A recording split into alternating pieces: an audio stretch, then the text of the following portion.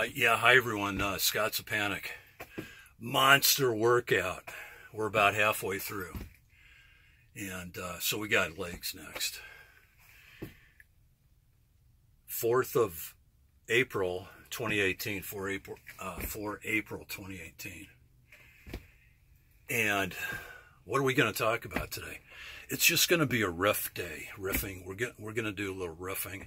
Just a little, hopefully, bonding with everyone out there, and we're going to give that axiom. That axiom is we're just passing through. That's all we're doing. We're just passing through. And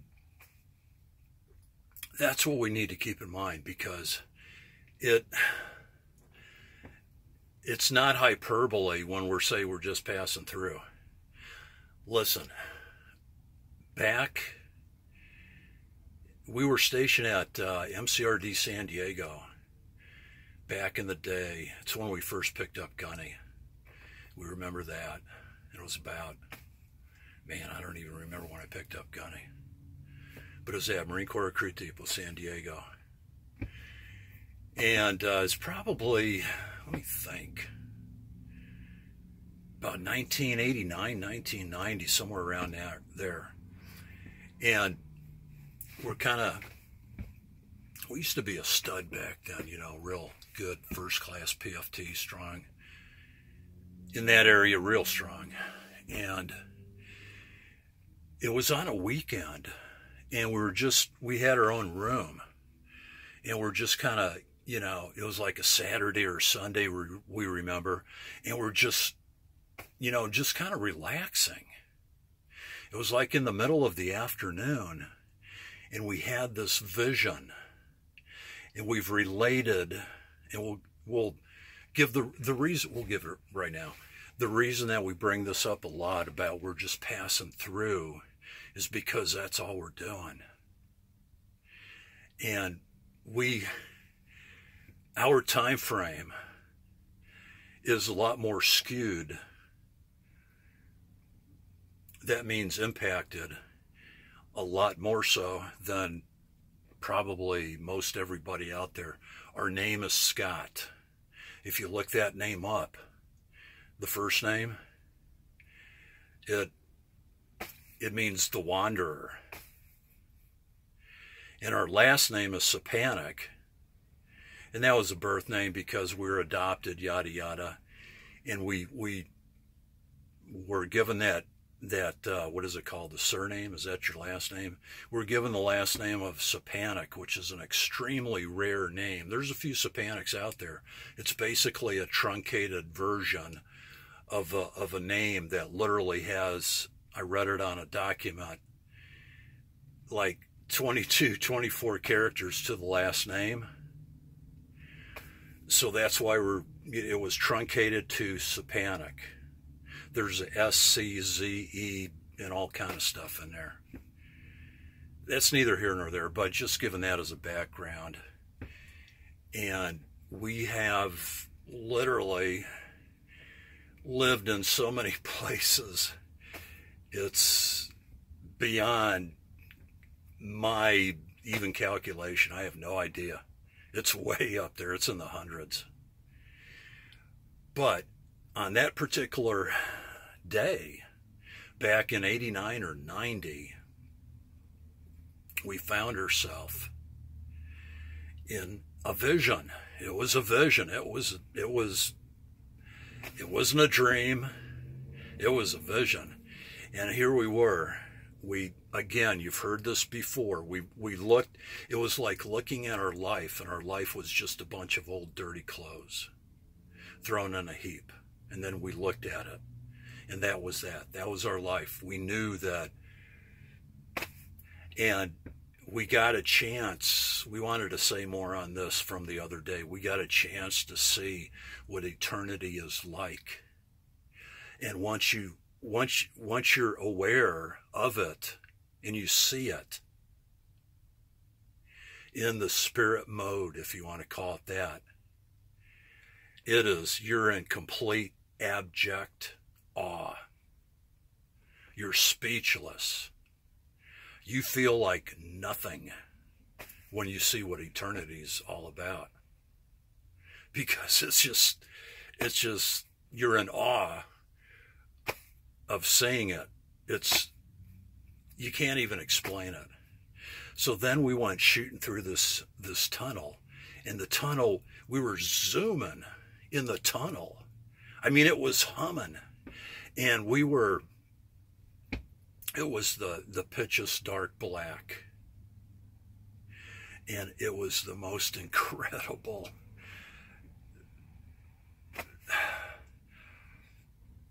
You can't describe how peaceful it was, even though it was pitch black. And we've said this before, we'd be there right now. We didn't get all the way through the tunnel, and we had to come back, and we're saying, no, don't go. And it's like flying down into LA, where you see all the smog on the skyline. You know what we're talking about?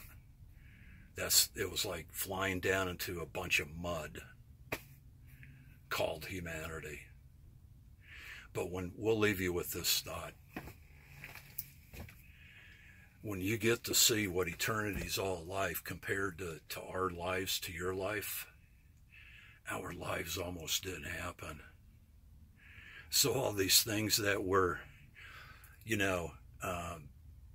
geared towards or generated towards or keep us busy or, it could be anything. We try to find our dopamine fix in just about anything.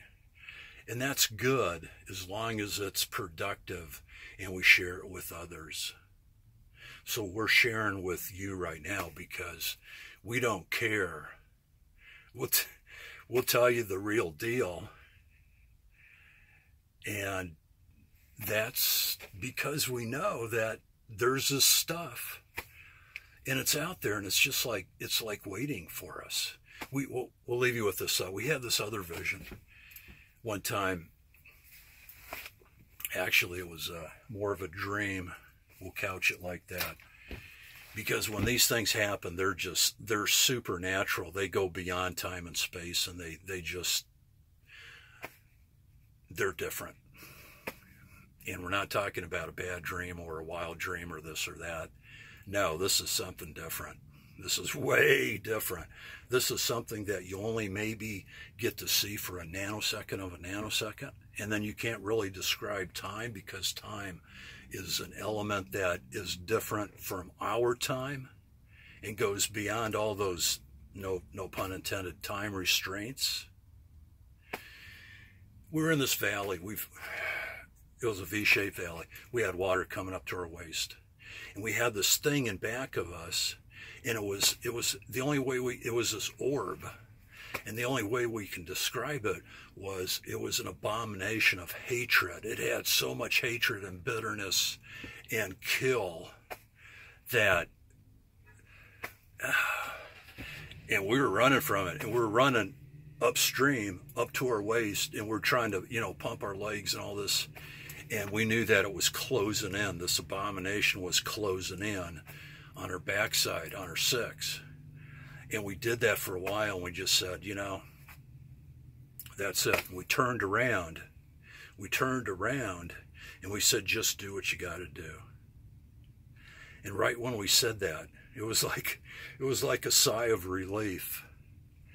And it fired 3 times what could be only described as these fiery darts or arrows or something along those lines. And we dodged them 3 times with our upper body. It was like slow motion, and we dodged them. Then all of a sudden, boom, on the left-hand side we turned around, and on the left-hand side of us, this stairwell opened up. And we instinctively ran up it. And right at the top, there was this door. And we instinctively opened that door. Right when we opened that door, we were met by all these people. And it was a homecoming. It was a spiritual homecoming that you can't even put into words. It was just joy. You were electrified and comforted and just welcomed by joy, with and by joy. And we can't describe how the people looked. We walked into the room. It was just a big room. We can't describe what was around.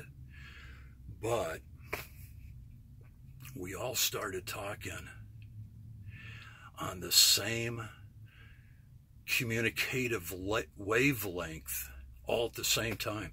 Can't tell you how many people or beings that were there. They were people.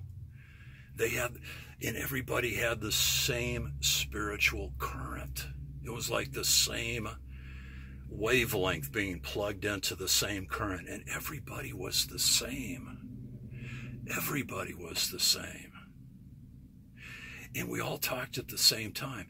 And the thing about it was, you could talk all at different angles.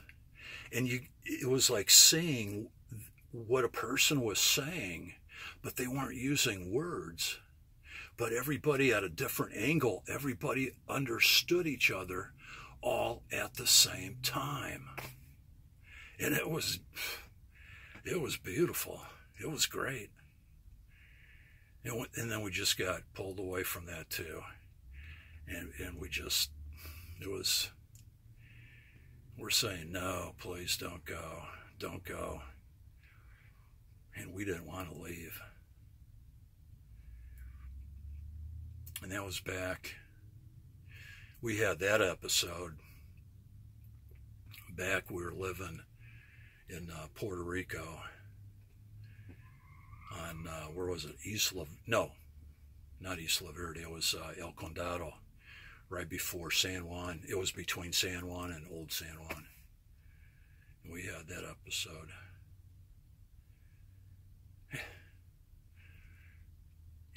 That's how we go. I mean, those happened decades ago, but we still remember them because they had so much. They're real. They're real. And we hope it blesses somebody by that, because what is waiting for you on the other side is so incredible, and so incredible. No matter what you're going through right now, just keep the faith. Be strong. Never give up, and be an overcomer. Love you guys. We'll talk soon.